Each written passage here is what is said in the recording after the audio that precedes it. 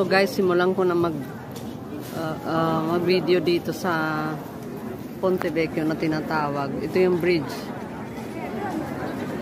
Ayan, puro yan tindahan ng alahas o mga pan-display sa bahay na mga silver. Ayan. Itong simulan. Kita nyo yun. Yun ang, yan, ilog yan. Mamaya dadaan tayo dyan.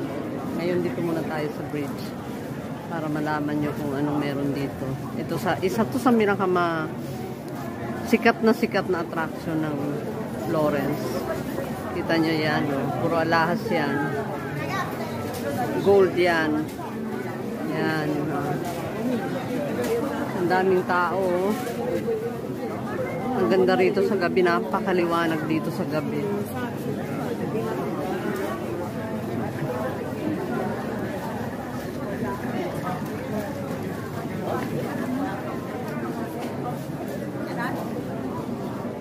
Kaliwat kanan, mga negosyo, mga tindahan ng mga alahas. Dito, Sabado ngayon kaya napakaraming tao, pero kahit hindi Sabado, kahit weekdays, matao rito.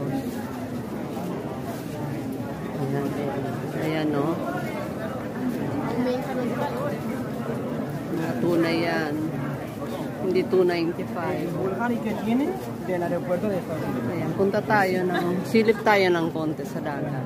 Ay, sa dagat, sa ilog.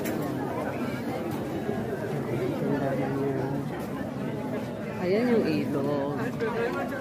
Nandito tayo sa tulay. Yung isang tulay na yun, tulay hindi tulay na kagaya nitong kinaroroonan natin ngayon na maraming tinda. Yan, tulay para lang tawiran lang.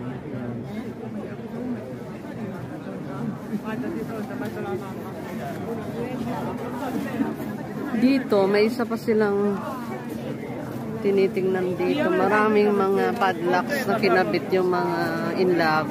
Kami hindi na dahil di kami in love, joke.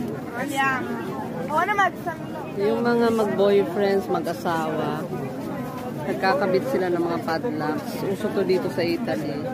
Meron ding tulay na ganito sa ibang parte ng Italy na naglalagay sila ng padlocks. Parang yung tawag dito,